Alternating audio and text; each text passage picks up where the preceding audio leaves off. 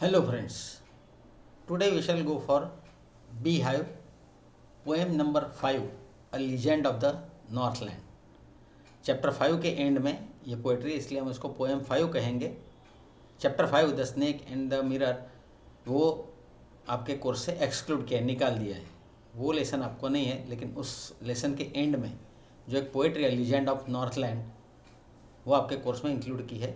So we'll study today that particular poem, a legend of the Northland. Legend का मतलब होता है लोक कथा.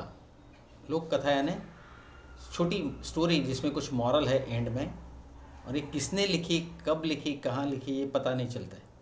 लेकिन ये स्टोरी कई वर्षों से, कई सैकड़ों वर्षों से चली आ रही है, जनरेशन टू जनरेशन.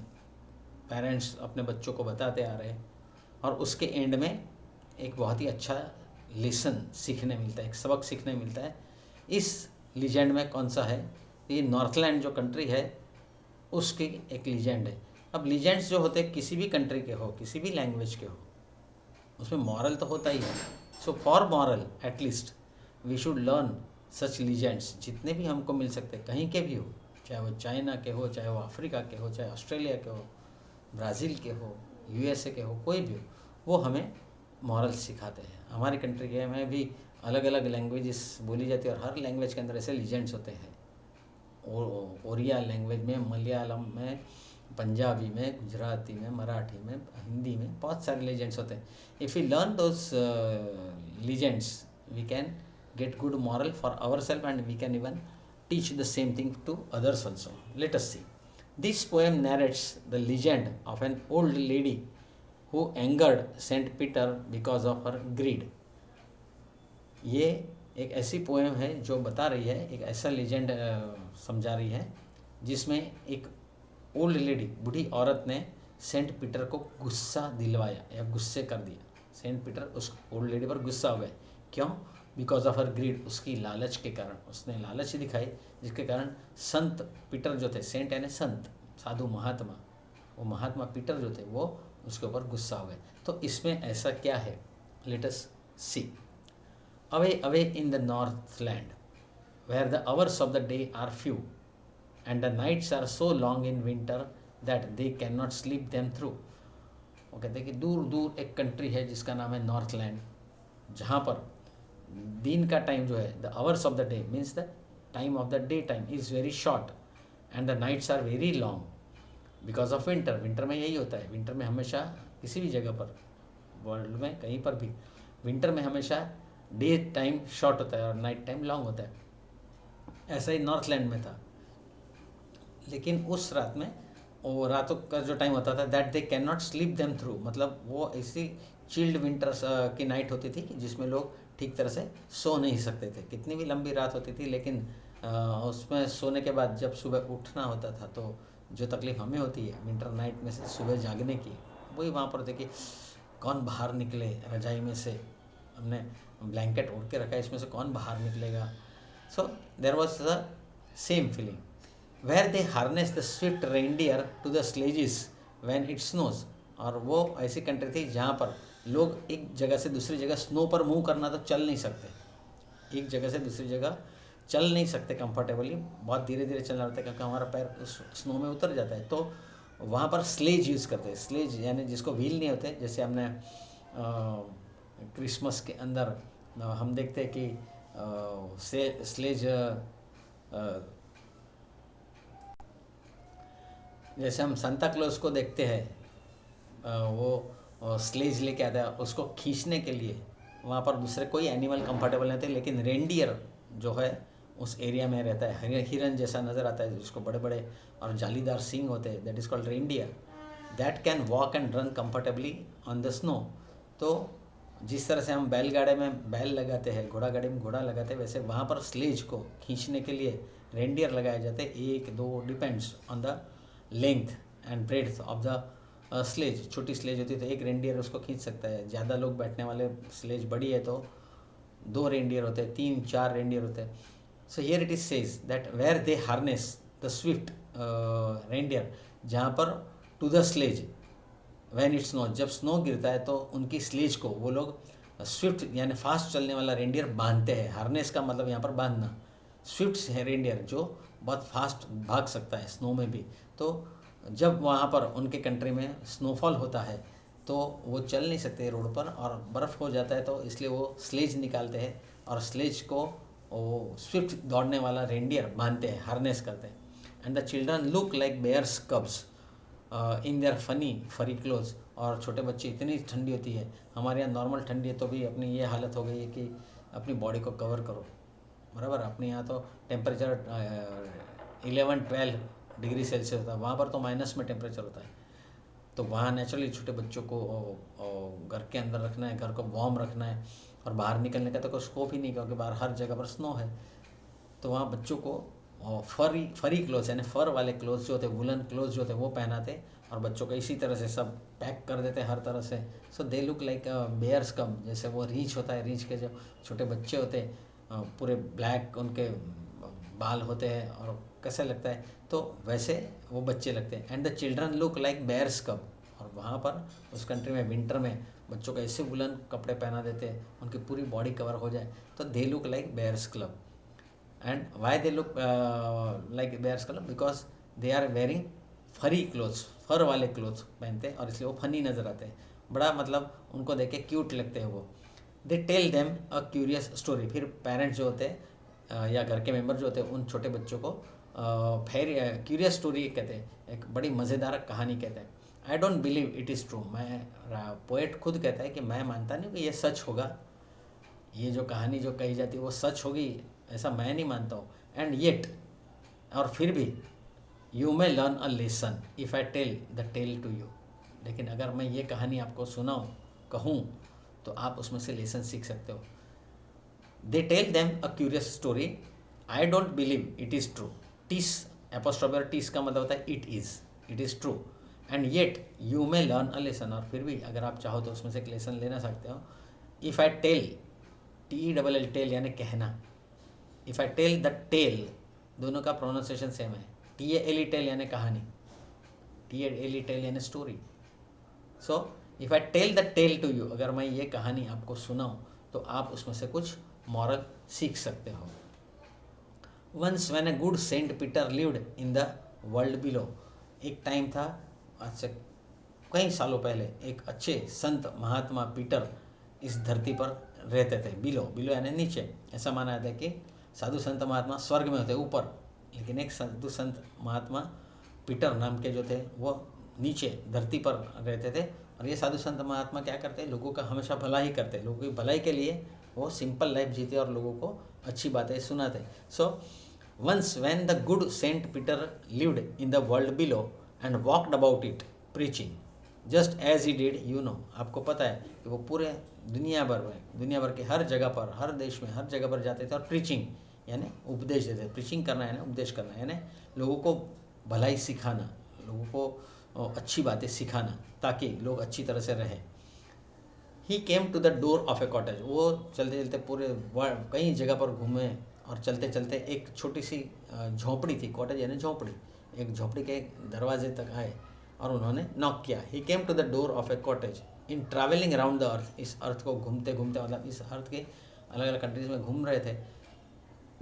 एक दिन वो चलते चलते एक छोटी झोंपड़ी देखी, उसके पास आए और उन्होंने दरवाज़ा नॉक किया। Where a little woman was making cakes and baking them on the hearth.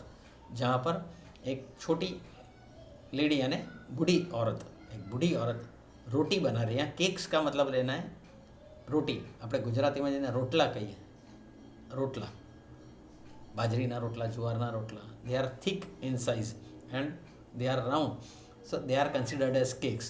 So where a little woman was making cakes and baking them, और उनको सेक रही थी, baking them on the hearth. hearth यानी चूल्हा, hearth यानी चूल्हा जिसके अंदर लकड़ी डालते हैं और फिर उसके ऊपर तवा रखते हैं और फिर रोटला सेकते हैं, that is called hearth. He came to the door of a cottage in traveling round the earth where a little woman was making cakes and baking them on the hearth and being faint with fasting. अब वो उनको fasting यानी काफ़ी time से उन्होंने खाना नहीं खाया था, उनका उपवास हुआ था, तो उससे वो बेहोश हो रहे थे। He was being faint, वो बेहोश जैसे हो रहे थे, मतलब कि बहुत घूमे फिरे और कहीं खाना वगैरह नहीं मिला तो भूख के मारे वो बेहोश जैसे हो रहे थे। एंड बीइंग फेंट with fasting for the day was almost done, क्योंकि पूरा दिन निकल गया था, उनको कुछ खाना नहीं मिला था और वो थक गए थे। He asked her from her store of cakes to give him a single one. उन्होंने कहा कि तुम्हारा जो स्टोर ऑफ केक है, मतलब तुमने जो रोटियां या केक जो बनाए हैं उसमें से एक मुझे दो, मतलब कि मुझे भूख लगी है, तुमने इतनी सारी रोटियां पकाई है उसमें से एक मुझे दो।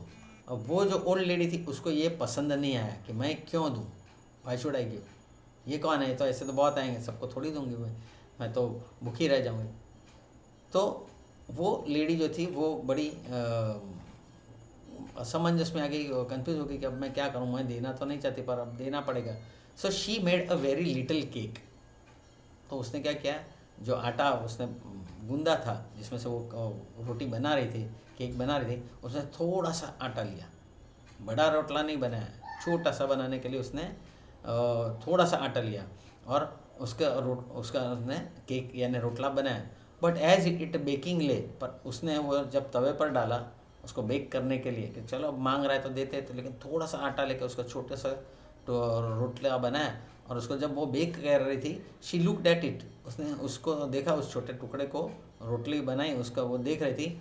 And thought it seemed too large to give away, पर उसको लगा कि ये दे देने के लिए, फोकट में फ्री में दे देने के लिए तो ये बहुत बड़ा है, इतना बड़ा क्यों दूँ, मुझे दे ही देना है, मुझे उसके बदले में क्या मिलने वाला है, कुछ नहीं मिलने वाला है, ये तो मुझे दान में ही देना है, तो इतना बड़ा क्यों दूँ, मुझे तो ये बहुत बड़ा लगता है। देयरफॉर शी नीडेड अनदर, तो फिर उसने फिर से जो आटा था उसमें से दूसरा थोड़ा सा आटा लिया।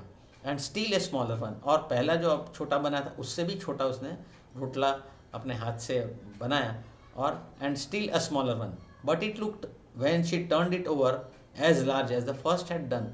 लेकिन उसको लगा कि अरे पहला जो अभी मैं देने के लिए बना रही थी वो बड़ा था, ये भी मुझे बड़ा लग रहा है। एक्चुअली उसने उससे भी कम आटा लिया था और उससे भी छोटा बनाया था, लेकिन जैसे ही उसने वो तवे पर डालकर सेकने के लिए टर्न ओवर किया, मतलब उसको घुमाया, उसको लगा अरे इतना बड़ा मैं दे दूँ, वो तो मुझे पहले प्रीवियस जो केक था उतना ही बड़ा लग रहा है। Then she took a tiny scrap of dough, dough means गूंदा हुआ आटा, इसका प्रोनाउंसिएशन डो होता है, डो, जैसे THOUGH दो, THOUGH दो, DOUGH डो, यानी गूंदा हुआ आटा, पानी वगैरह मिला के जो उसका आटा गूंदते और उसमें से रोटी या पूरी वगैरह जो बनाते तो that is called dough. So then she took a tiny scrap of dough, उसने बिल्कुल थोड़ा सा स्क्रैप, बिल्कुल थोड़ा सा आटा निकाला, एंड रोल्ड इट फ्लैट, और उसने उसको बराबर दबा दबा कर उसको रोटी बनाने का कोशिश की, उसको रोल करते हुए फ्लैट बना दिया। And baked it thin as a wafer, और पोटैटो वेफर होता है कितना पतला होता है, तो वैसा पतला वेफर जैसा बना के उसने उसको बेक किया। But she couldn't part with that, पर उसको वो भी देने की इच्छा नहीं थी। टू पार्ट यानी अलग होना, टू पार्ट यानी दे देना, यहाँ पर पार्ट का मतलब होगा दे देना, टू पार्ट यानी एक्चुअली सेपरेट होना, पर वो उस वेफर जैसे रोटले से भी सेपरेट नहीं होना चाहती थी, मतलब कि वो भी देना नहीं चाहती थी। For she said my cakes that seem too small when I eat of them my self are yet too large to give away, so she put them on the shelf. तो उसको लगा कि मुझे मेरे ही जो रोटियां मेरे लिए बनाई है वही छोटी लग रही है और फिर इसको देना है, इसके लिए मैंने कोशिश की छोटी बनाने की, लेकिन उसके लिए जितनी भी छोटी रोटियां बना रही हो, वेफर बना रही हो, तो भी वो मुझे बड़े लग रहे हैं, मुझे नहीं देना है, I don't want to give. तो उसने वो सारी रोटियां जो थी वो उठाकर शेल्फ के ऊपर छुपा दी ताकि सेंट पीटर देख ना सके। For she said my cakes that seem too small when I eat to them माई सेल्फ, मैं खुद जब खाती हूँ तब मुझे छोटे लगते हैं, एंड ये too large to give away, पर देने के लिए वो बहुत बड़े हैं, दे देने के लिए मैं क्यों दूँ, इतने बड़े रोटियां मैं क्यों दूँ, ऐसा सोचा। So she put them on the shelf, उसने उठाकर शेल्फ पर रख दिए। Then good saint Peter grew angry, तो ये देखकर सेंट पीटर जो थे वो गुस्सा हो गए। जनरली साधु संत महात्मा गुस्सा नहीं होते और वो तो हमेशा सबका भला चाहते हैं, लेकिन ऐसी बिहेवियर देखकर, इतनी कंजूसी देखकर, इतनी घटिया वर्ताव देखकर वो भी गुस्सा हो गए। देन गुड सेंट पीटर, जो सेंट पीटर जो गुड थे, अच्छे थे, वो भी गुस्सा हो गए, grew angry, for he was hungry and faint, क्योंकि वो उनको भूख लगी थी, वो भूखे थे और भूख के मारे वो बेहोश जैसे हो रहे थे, बिल्कुल थक गए थे पूरा दिन चल के प्रीचिंग वगैरह करके। And surely such a woman was enough to provoke a saint. और ऐसी कंडीशन में इसके जैसी बूढ़ी औरत सेंट जैसे आदमी, संत महात्मा जैसे आदमी को गुस्सा दिलाने में, टू प्रोवोक यानी गुस्सा दिलाना, किसी को गुस्सा दिलाना उसको प्रोवोक कहता है। ऐसे अच्छे संत महात्मा को भी गुस्सा दिलाने के लिए इस लेडी का बिहेवियर इनफ था, मतलब कि बिल्कुल गलत था कि उसने ऐसे संत महात्मा को भी गुस्सा दिला दिया। And he said you are far too selfish. और उन्होंने गुस्से में उसको कहा कि तुम बहुत ही सेल्फिश हो, बहुत ही स्वार्थी हो, सिर्फ अपना फ़ायदा देखती हो, दूसरों को हेल्प नहीं कर रही हो।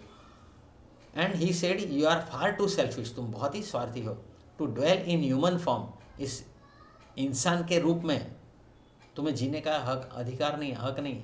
एक इंसान इतनी कंजूसी नहीं करता, इतना घटिया वर्तन नहीं करता है।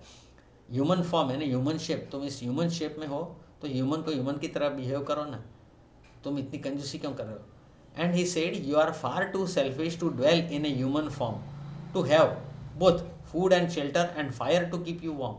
तुम्हें तो फूड शेल्टर नहीं मिलना चाहिए, उसके लायक नहीं हो तुम, और खुद को वार्म, इस विंटर में वार्म रखने के लिए जो तुम लकड़े जला के अपने जो कॉटेज गर्म कर रखती हो उसके भी लायक नहीं हो। मतलब तुम कैसे इंसान हो, तुम इस फूड के, शेल्टर के और इस वार्मथ के लायक नहीं हो।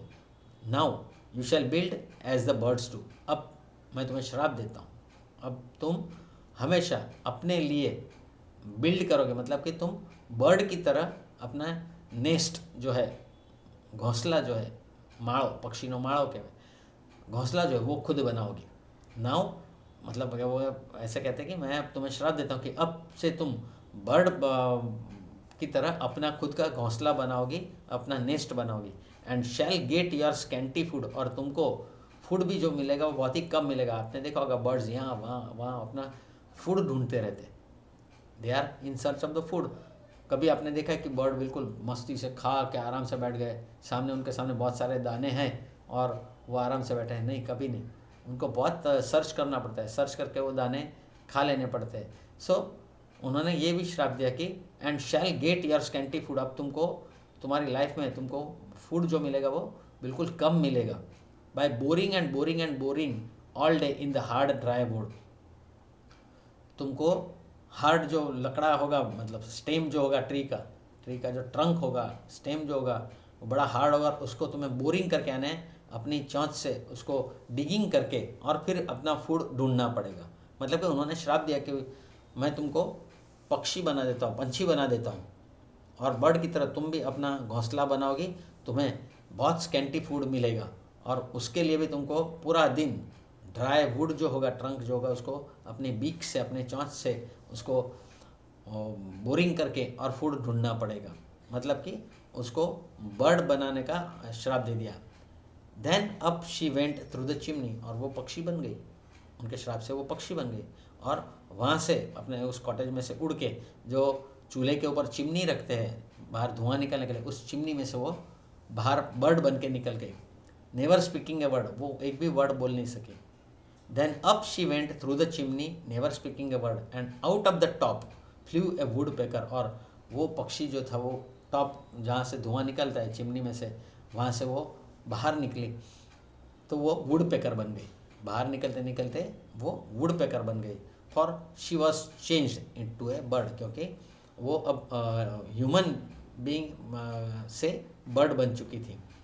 She had a scarlet cap on her head, जब वो यहाँ पर रोटी बना रही थी तब उसने एक स्कारलेट यानी रेड कलर की कैप पहनी रखी थी। And that was left the same, वो उसकी जो कैप थी वो रेड की रेड ही रही, वो उसका कलर नहीं बदला, वो सेम रही, वो वैसी रही। But all the rest of her clothes were burn, पर उसके बाकी के सारे कपड़े जो थे वो जल चुके थे। चिमनी में से वो आग जाती है तो उसके कपड़े जल गए थे। Black as a coal in the flame, जो फ्लेम जा रही थी उसके अंदर वो कपड़े जल गए और काले हो गए। सो एक काला बर्ड निकला जिसके सर पर स्कारलेट कलर की कैप थी, and that is description of the wood picker. मतलब कि संत महात्मा ने जब उसको श्राप दिया तो वो बर्ड बन गई और बिना कुछ बोले वो चिमनी में से भाग गए। अब चिमनी तो ब्लैक होती है क्योंकि अंदर कार्बन धुआं पूरा लगा होता है, काला धुआं, तो उसके कारण वो काली हो गई, लेकिन उसकी जो कैप थी वो रीढ़ की रीढ़ हिल गई। And every country school boy has seen her in the wood, और हर कंट्री के छोटे बच्चों ने, स्कूल में जाने वाले बच्चों ने उसको वुड में यानी जंगल में यानी अपने गांव के बाहर, विलेज के बाहर जो ट्रीज़ वगैरह होते हैं वहाँ पर इसको देखा होगा, मतलब कि वुड पेकर को आपने देखा ही होगा। And every country school boy has seen her in the wood, सबने उस औरत को देखा है एज ए वुड पेकर। वो क्या करता है woodpecker? Where she lives in the trees till this very day, और वो आज तक ऐसे पेड़ों में छुपकर वो रहती है, boring and boring for food, और अपना फूड ढूंढने के लिए वो अपनी बिक से उसको बोरिंग करती रहती है। एक्चुअली वो स्टेम के अंदर जो छोटे छोटे कीड़े होते हैं वो पकड़ के खाने के वो खाती है वो, इसलिए वो वुड पेकर हमेशा उसको डिगिंग करता है और उसमें से फिर जो इंसेक्ट्स वगैरह निकलते हैं वो खाते हैं, और फिर वो ऐसा कहा जाता है कि वो वुड पेकर उसमें अपना घोंसला भी बनाता है, अपना नेस्ट भी बनाता है और उसमें ही छुप के रहता है। So that was the result of his curse, जो संत महात्मा ने श्राप दिया उसका ये रिजल्ट हुआ, और वो आज तक वो selfish old lady is seen, आज भी वो दिखती है, लेकिन in the form of a woodpecker by Phoebe Cary. Phoebe Cary ने ये जो कहानी बनाई है बड़ी अच्छी तरह से हमारे सामने पेश की है। मतलब इसका मॉरल क्या है? मॉरल यही है कि जिसको भी ज़रूरत है, the person who is needy, we should give whatever we have, from that little part we should share. तो उससे ही भगवान खुश होता है और हमें ज़्यादा देता है कि हाँ ये सबको दे रहा है, इसको ज़रूरत पड़ेगी इसको दो। जो सेल्फिश लोग अपने पास ही सब कुछ संभाल के रखते हैं उनको कुछ नहीं मिलता है, उनका सब खत्म हो जाता है। मतलब कि किसी की बद्दुआ लगती है। अगर हमारे पास कुछ भी है और नीडी पर्सन को, वैसे तो मांगने वाले बहुत आएंगे, नाटक भी करेंगे, लेकिन हमें पता चलना चाहिए कौन जेन्युइन है। उसको जब हम देते हैं तो कभी हमारे यहाँ पर किसी भी चीज़ की कमी नहीं पड़ती। ये बहुत अच्छा मॉरल इस पोइट्री में as a story they have included, and we should learn this moral. जो कुछ भी है हमारे पास, पैसे है, किसी को पैसे की ज़रूरत है, जो नीडी लगता है कि इसको कोई सपोर्ट नहीं कर रहा, चलो मैं करता हूँ।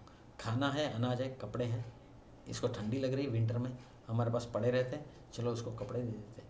चलो मुझे आता है कोई subject, I am having knowledge, enough knowledge, इसको सीखना है, इसको नहीं आता वो मुझे पूछ रहा है, मुझे सिखाओ या मुझे समझाओ, यस इसको सिखा देते हैं। अपनी चीज़ देने से कभी हमारे यहाँ कमी नहीं होगी, और भगवान की दुआ से वो सारी की सारी चीज़ें हमें मल्टीप्लाई होकर वापस मिलेगी, और कम से कम लोगों की दुआएं मिलेगी। नीडी पर्सन को जब देते तो उसकी दुआएं मिलती, शायद वो शब्दों में हमारे सामने बोल भी ना सके, थैंक यू भी ना कह सके, कुछ बोल ना सके, लेकिन उसकी आत्मा से एक दुआ निकलती है, और वो दुआ हमें हमेशा सक्सेसफुल रखती है, प्रोग्रेसिव रखती है। So this is the good moral, and we should try to implement it where it is possible. जहाँ पर भी पॉसिबल है वहाँ उसको इम्प्लीमेंट करना चाहिए। So here we end our lecture.